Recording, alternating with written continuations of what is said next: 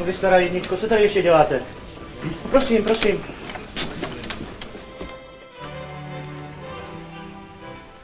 Takhle brzo si nás nečekal, viď, Oulíku?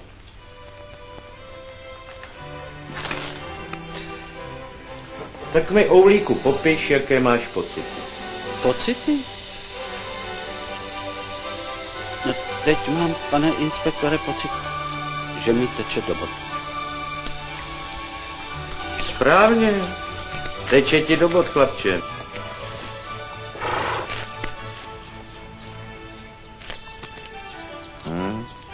Ten má tuhý kořínek. Ječný cigler, odneste si ho. Co to bylo, ten kučeravý proces? No tak to je na delší řeč. To je práce o pekle. A máte na někoho podezření? Včera jsme do toho jednoho namočili a teď nám zraje. A kdo to je? Kloboučník Oulík. Přinesl bych příručku. Jsou tam obrázky. Vrahové, mrtvoly. Tak se do toho dáme. Nebudeme vám při té práci vadit, pane inspektore. Ne, klidně tu buďte.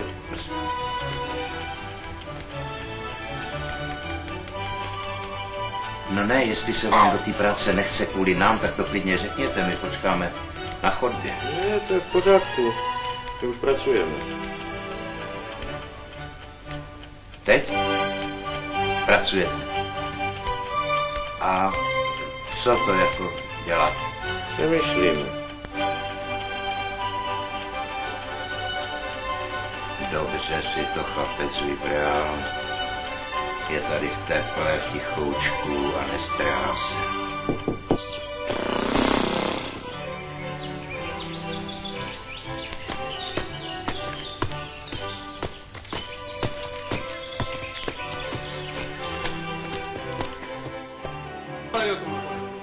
Úřady po něm dodnes dokonce marně pátrají. Přistoupil někdo, prosím.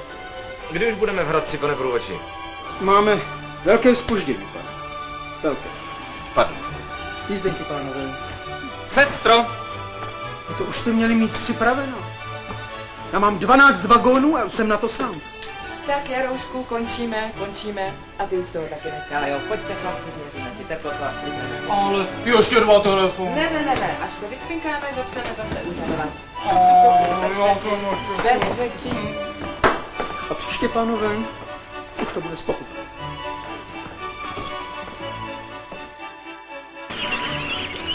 Kachny. Kachny.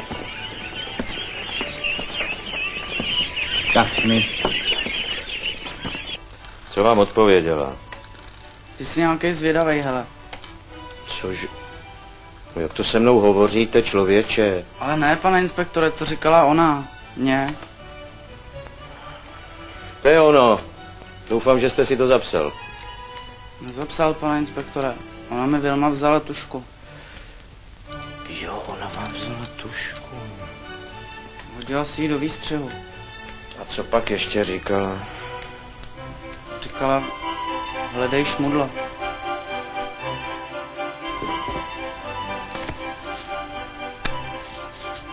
Všechny je nosili na srdci. Až na tuhle. Nezdá se to, ale i ta ji nosila na srdci. Chudinka. Jak se ten chlap jmenuje? Je to stará firma, pane inspektor. Franta Jeter, známý soudce žen. Pane, prosím vás, nevíte, kde stojí vlak do Říčan? Do Říčan! No do Říčan!